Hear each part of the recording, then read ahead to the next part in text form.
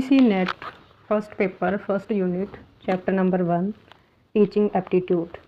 शिक्षण अभिक्षमता। शिक्षण का अर्थ है शिक्षा प्रदान करना। शिक्षण शब्द की उत्पत्ति शिक्ष धातु से हुई है, जिसका अर्थ है ज्ञान प्राप्त करना, और यह एक सामाजिक प्रक्रिया है। शिक्षण को हम त्रिध्रुवीय प्रक्रिया यानी कि 3 ट्रायंगल भी कहा जाता है। 3 ट्रायंगल जैसे परिभाषाएं। मॉरिसन। शिक्षण एक ऐसी सामाजिक प्रक्रिया जिसमें शिक्षक अपने से कम अनुभवी लोगों के व्यवहार को प्रभावित करता है और उन्हें समाजोपयोगी बनाने में सहायता करता है। रियो स्मिथ। अधिगम को अभिप्रेरित करने वाली क्रिया शिक्षा है। एन.एल. पेज। शिक्षण कला व विज्ञान दोनों पर आधारित है। कला अनुभवों पर आधारित है, विज्ञान तर्क पर आधारित है। शिक्षण औपचारिक व अनौपचारिक प्रक्रिया है। शिक्षण की प्रकृति। यह त्रिध्रुवीय प्रक्रिया है, जिसे ट्राइपोलर प्रोसेस भी कहा जाता है। शिक्षण अंत्य प्रक्रिया है, जैसे एक दूसरे से बातचीत करना। शिक्षण स्वदेशीय प्रक्रिया है, जैसे इंटरनेशनल प्रोसेस। शिक्षण निर्देशन की प्रक्रिया है, जिसे 6E+S फॉर्मूले से डिपेंड किया गया है, जिसमें संलग्नता, अन्वेषण, व्याख्या, विस्तृत मूल्यांकन, विस्तार, मानक। विकासात्मक प्रक्रिया प्रोसेस ऑफ डेवलपमेंट। उपचारात्मक प्रक्रिया प्रोसेस ऑफ थेरेपीज।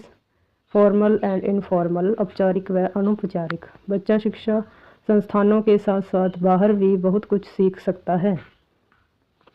शिक्षण के उद्देश्य। Objective teaching. सामाजिक व मानवीय मूल्यों का विकास, जीविकोपार्जन, बौद्धिक व चरित्र का निर्माण, शारीरिक व मानसिक नैतिक विकास, ज्ञान की समृद्धि, आपसी सहयोग की भावना का विकास। शिक्षण के उद्देश्य में हम समाज के विकास में कार्य करते हैं। लाइफ में इनकम, जीविकोपार्जन, बौद्धिक बुद्धि का विकास, शारीरिक व मन का विकास, ज्ञान में विकास और आपसी सहयोग की भावना का विकास होता है। शिक्षण के प्रकार। Type of teachings. Old time में शासन के आधार पर, on the basic of government. निरंकुश शिक्षण, लोकतांत्रिक शिक्षण, हस्तक्षेप रहित शिक्षण। निरंकुश शिक्षण, जिसमें निरंकुश लगाया जाए, ये सब्जेक्ट पढ़ना है, ये नहीं पढ़ना। लोकतांत्रिक, जनता के हिसाब से हस्तक्षेप रहित शिक्षण, जो मन चाहे पढ़ सकता है। अधिगम के स्तर। स्मृति स्तर, हर्बर्ट अवबोध स्तर, मॉरिसन चिंतन स्तर, हंट द्वारा दिया गया है। शैक्षणिक प्रबंधन। औपचारिक, स्कूल से, अनौपचारिक, बाहर से, निरौपचारिक, ओपन, मिश्रित। शिक्षण के स्वरूप के आधार पर। वर्णनात्मक, पढ़ाते जाना। निदानात्मक, सॉल्यूशन। उपचारात्मक, समझाना। क्रियाओं के आधार पर प्रस्तुतिकरण, लेक्चर, प्रदर्शन दिखाकर। उपचारात्मक, समझाना। उद्देश्यों के आधार पर। ज्ञानात्मक शिक्षण, भावात्मक शिक्षण, मनोज्ञात्मक शिक्षण, मनोगत्यात्मक शिक्षण। Principle of teaching. शिक्षण के सिद्धांत। जेरोम ब्रनर द्वारा 1963 में इसमें एक और शिक्षा के परिणाम तथा दूसरी ओर विद्यार्थी की विशेषताओं के पारस्परिक संबंधों को स्पष्ट किया जाता है।